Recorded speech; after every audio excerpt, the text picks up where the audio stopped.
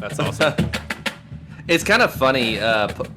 Pause real quick. This will be a short one, but how the lot has evolved into its own just identity over the years. I feel like maybe later or like earlier in the 90s and even early 2000s, the lot was almost kind of like a sanctuary, but now it's like a party. Yeah. Well, it's that we always talk about the lot thing, and in the 80s when I was the snare tech, we were not a lot drumline. We were always trying to practice, and I mean the warm up was a practice. It wasn't a warm up, and so we would track, or I'm blowing lug casings and fixing drums, and because the cadets we usually were overtime. We were always taking stuff out or fixing stuff, and so it was always that was always our moment, like to maybe do some practicing instead of warming up. So that was the 80s. The 90s it was a little bit different. But we were never the Blue Devils. We were never, you go to even in the 80s, you go there and that was a show in itself. And I'm not sure, I think it might've just been the core, maybe, we were more regimented, and, and we kind of grew up, the cadets were about changing and fixing and adjusting. And like the Blue Devils and Vanguard was like, you pretty much, whatever you went out with, that's what you did. And just a whole different, I guess, vibe. And we're a little bit still like that, where it's like we don't go to practice anymore. We do. It's all about warming up and getting them ready for the show. But you watch the Blue Coats, and that's definitely a show in itself. Yeah, right. Very much so. Yeah, and it's cool. I love all that, and so we have a lot of these exercises, and we do in the winter. I think they're really cool, but somewhere along the way we drop them, because now we get into these we call like breakdown exercises, and it breaks down a specific section in the show. They're really short, and so what happens is you get focused on that, and so when you go into the warm up, we're playing some eights. We have a longer version of the eights and all that, and play some rolls, but then we're in subs doing these breakdowns, doing these checks, patterns, and then we're into the music, so it's just, I guess it's a philosophy. But it's just, I don't know. We've tried to fight it, I guess, sometimes I kind of go, I think we need to like go, and, but then once we get into trying to clean and try to get everything at the highest level and developing the skills so the kids can play with a quality and a clarity and a cleanliness, a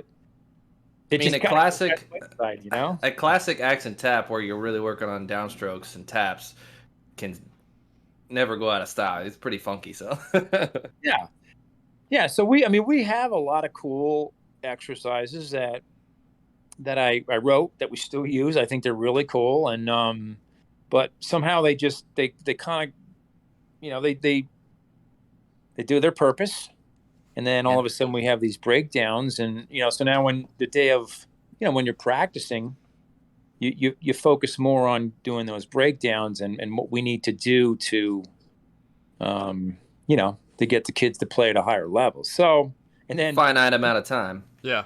Well, then what happens is if you try to bring back those exercises, you're like, I don't think we should do that. we're not going to play this for anybody. Yeah, we're just going to leave that there in the past, move on. All right, let's see.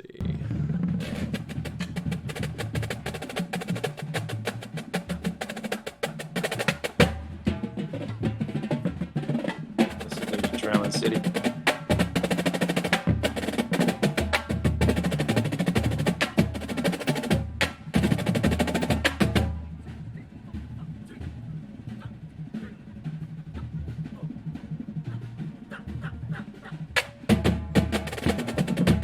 Stuff coming up here is pretty cool. I like this. I think I'm allowed to say that. Yeah, 100%. Yeah, the fours just speak so well. Yeah.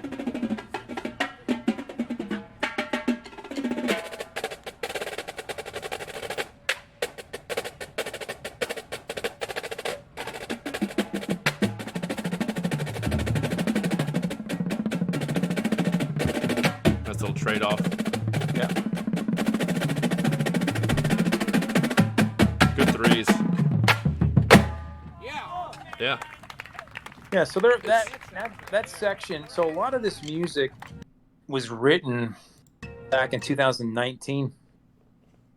So what you just saw there was 19. Oh, okay. Yeah, it was because the show was for 2020, Right. and so it's funny. Like I don't, I definitely have certain things that I like to do that I think are kind of cool that generate effect, excitement. The kids like to do them. And so in like 18 and 19, I was into some of these split fours. We're kind of Like AB every other it. person. Yeah, AB kind of Yeah. thing, and so I've kind of gotten, like I think if I would rewrite some of this stuff, I may not have done that. But it was one of those, like I was in that in that zone in 19, but I still like listening. Like I liked a lot just to go see everyone, but I'm still one of these guys that likes to sit in the stands and listen to the music and see how the drum stuff goes with the brass, Right. and Yeah. see how the drum stuff is written, and does it stylistically drive the horn line, or does it get in the way? I mean, I guess I don't know. That's old school. That's something I learned from Tom Hannum. Is the music will drive, your writing style, and I mean, think there's that's definitely things. kind of the There's point. definitely things. Like, go ahead. I think that's kind of the point. Like it's supposed to complement one another and create interesting, intriguing music in a show for the audience. Like that's the whole goal. Right. Well, that's why I enjoy writing with Jay Bocook, because when I listen to his music, there's something rhythmic. Now, here's another interesting story. So, he writes on Finale, and forever he would send recordings, and it was always piano. So everything was piano. The trumpet sounded like piano, and so I learned how to write to that. So when you have one sound and it's a piano on everything, there's some kind of rhythmic synergy that happens that I'd love to write to his music. So when he came back this year, now all of a sudden he has all these horn sounds. So I said, "Can you send me a piano version of this?" So I can hear that synergy of the rhythms, because it would help me be creative with what I was writing. But now all of a sudden I got these real brass sounds, and it's just like, oh, I'm not used to that. Yeah, so it was, it's interesting writing with this guy for 30 some years, and just something as simple as the sounds that he puts, he writes on now. So he sent me, he said, yeah, I can send a version with the piano sounds. I'm like, that's cool. So But you spoke earlier too about a lot of the times you do or would like to write all skate all the time, like all the battery. But that section that we just listened to, I feel like is a good representation of. I don't want to say that you never wrote segmentally, but just like really good segmental writing. Like you had the bass thing, then you pass the ball over to the tenors, over to the snares, and then it builds into this full battery ensemble. So you get that kind of like trading off, and I'm imagining it with the show of like what's going on with like the low brass, mid brass, high brass, to where you're kind of complementing those voices. Yeah, well, I think I grew up listening, like Tom Hannum taught me. I taught with Tom. And back in the 80s, it was like if the mellophones played, the quads played that part. If the snares played, they played the trumpet part. If the low brass played, the bass drums played. So I grew up in that, whatever you want to call that style of writing. Right. And then, over the course of just doing it for a long time, you realize like, well, yeah, you don't have to follow that rhythmically. You don't even have to necessarily follow it dynamically. And you can do maybe something different. So there's things that I do when I write, and I look at the brass score. Like one of them is I look at the brass score and I go, man, there's a lot going on right now. So what I got to do is I got to make it simple, and I got to make sure I'm driving that dense brass stuff. So sometimes, especially in this piece, tried to be more open, and I tried to not have, like, there's one spot that's coming up here, the basses go, and they keep that going for, it's probably 64 counts. And then I layer in the snares and the quads because of how much stuff was going to add in with the brass.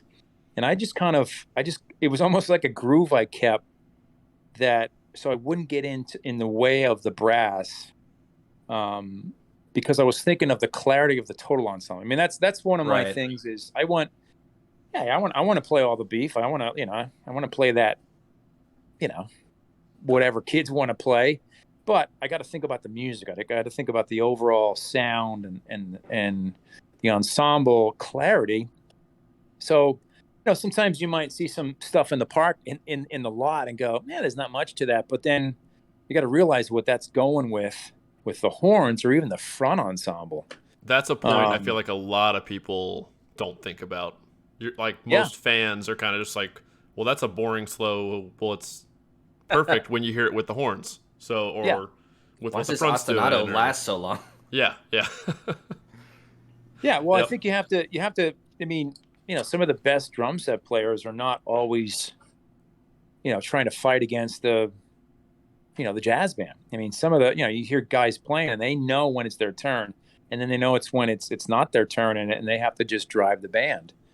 That's a good point. Knowing your turn, and just like everybody is going to have their time to shine, and like we're here to support rather than drown out. So, yeah. Yep. And again, I think, I'll just, I'll throw Tom's name in there again. I mean, he's, that's stuff I just kind of learned. I don't think we actually ever sat down and talked about it. It was just me observing, what he did. And even at Crown, when I was there for a couple of years, same kind of thing. He was always, that's his forte, is when he has to support, he can make a brass section sound really good and not, get in the way of what the music is saying to everyone that's sitting there, So, but this piece was a lot like that, where I wanted to create an energy and a style that was driving the horn line, in a way that, it's like a good drum set player, just maybe not doing a lot of stuff, but man, just had a nice swing and a nice push that moved the jazz band along in such a way that was, it felt good, right? Heck yeah. Yeah. Let's listen. Let's digest it. Get into this. There it is. Yeah.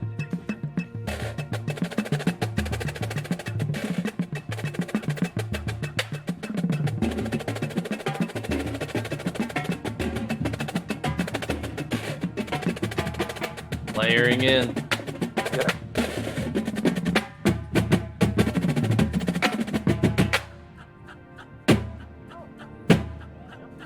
The build was paced really, really well. Well, it's interesting about that whole build. So I mentioned this earlier about the dynamics. Sometimes you're right. You don't write dynamics based on what you see is in the score. You write dynamics based on what you're maybe trying to say stylistically, or how you're trying to, build a phrase, or like I knew where we were going to be visually. And so, this was a cadet run and gun. It was 202 beats a minute, and I knew what we were going to be able to, like, where we were going to be staged, and how we were going to kind of, I'm not going to necessarily have to fight with the brass side to side. They're going to be in front and all that. So there was a lot of factors that played in how I wrote stuff. And if you looked at the brass score, if you added up the dynamics the brass played as this thing build, it was maybe a couple. If you looked at my score, man, it was like every other measure there was something that, like I like all of a sudden I wanted to hear, and then and it would stick out above, the texture of the sound of what the brass are doing. And just a little, again, like I always go back to drum set, like a drum set player, and all of a sudden you're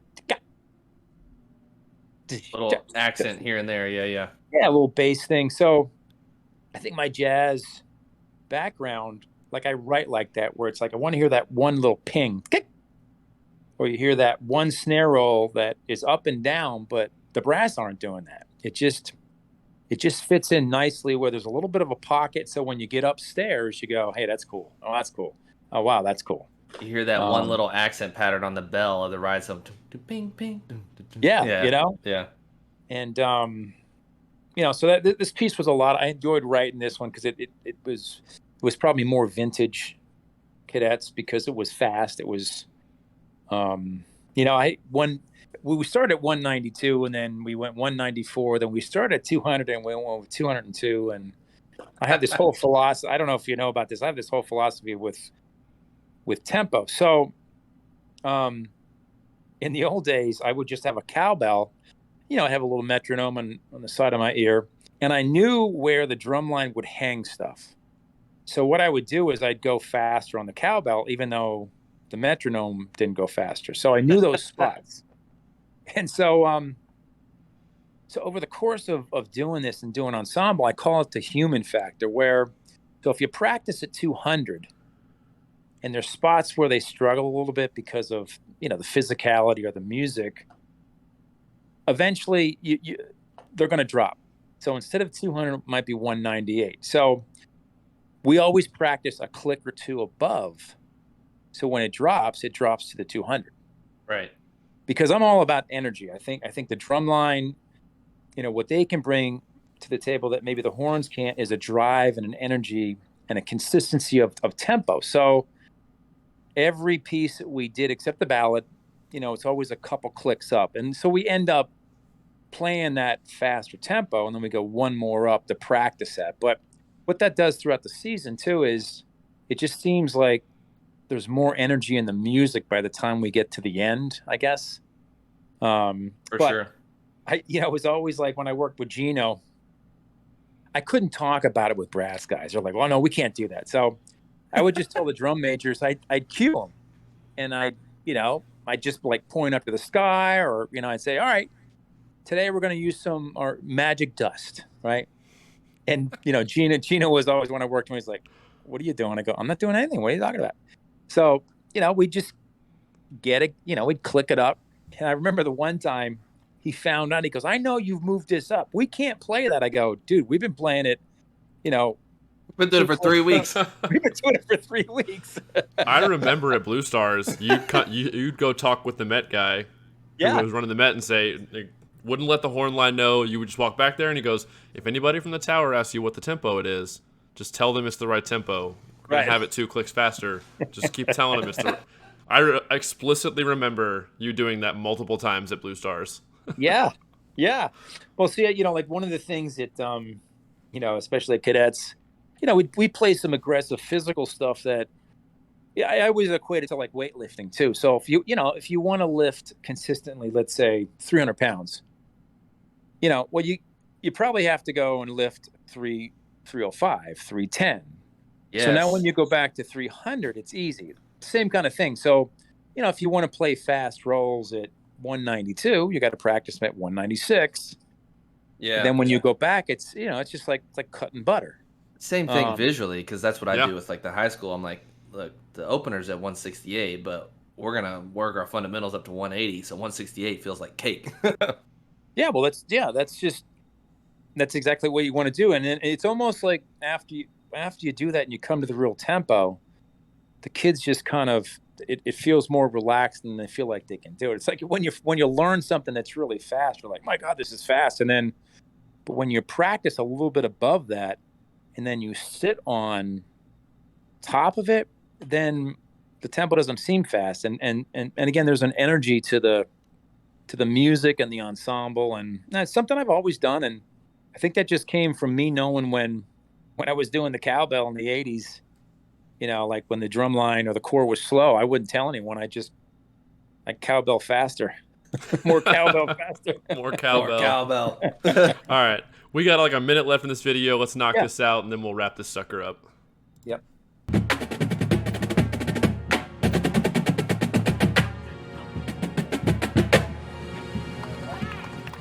Classic bass. I was going to say the classic holy bass visual.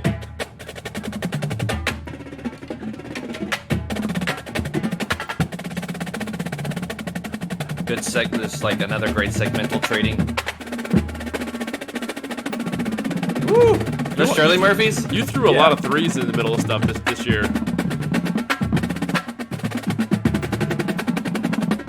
Another AB. Yep. Oh, nice fast doubles. The kick. So that's one another thing. Throwback. I think this will be a great way to just kind of like cap this off too. We talked earlier about the readability and how you can digest. That's one thing about this book that is very enjoyable to listen to, is because you can appreciate and understand the demand right away. Like, I caught those Shirley Murphys on that read, like, no questions asked. You know what it is, you can hear it.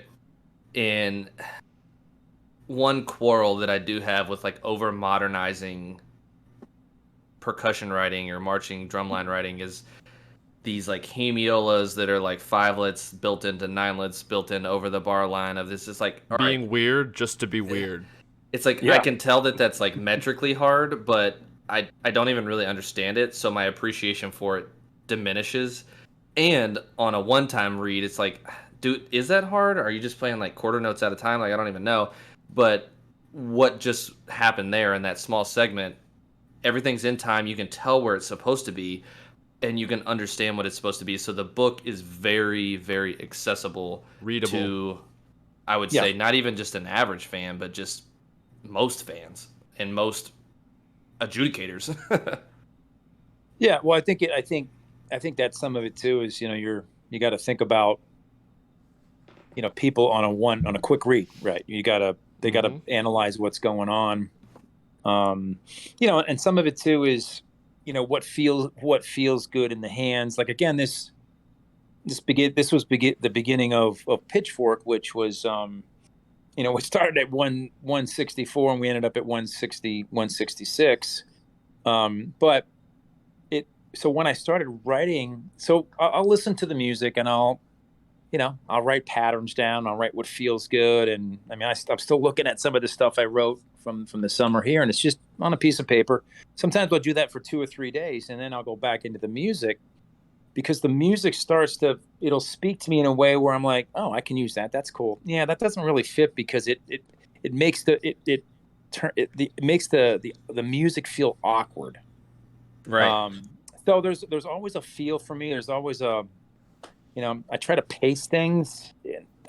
Sometimes I'll push things. Sometimes like this whole thing to me is, I like what I did because there's a stylistic approach to it. It's like a hoedown, right? I mean, if you heard the pit play, it has a hoedown feel to it. The horn line did a hoedown. So I wanted it to make it feel like what does a hoedown feel like when you're playing rudimentally? And then I wanted to show some stuff like dynamically, and then I wanted to show some velocity that, maybe you probably shouldn't play that 166, right? And I said, no, we can do that. So the speed change was important to me. And so I think it's cool. There's a lot of things in here I really, again, I know it's probably sounds weird. I like what I did, but sometimes before I put a rubber stamp on it and I send it out, I go through a lot of torture. I kind of, man, I can't tell you how many times I write stuff. It's crazy. But I will not send anything out until I feel 100% that that's it. I'm not one of these guys that, well, let's send this out and try that. Let's send that. No, man, I'm all about like really kind of torturing myself and over and over and over and over. And, until I go, yep, that's it. I got the feel right. I got the style right. Can they play it clean? Are we going to be able to blend this with the keyboards? Because there was some cool keyboard stuff that went with this. And so I don't know. It just there's so many factors that I think people don't realize go into writing stuff. I mean, 100%. It's 100%. crazy. And I know Evan and I probably don't even know. I mean, we're learning stuff right now just talking to you tonight. Yeah, I mean, absolutely. It's no, I enjoyed the hell out of what you all did this summer. I thought you played really, really well, finished well at the end competitively.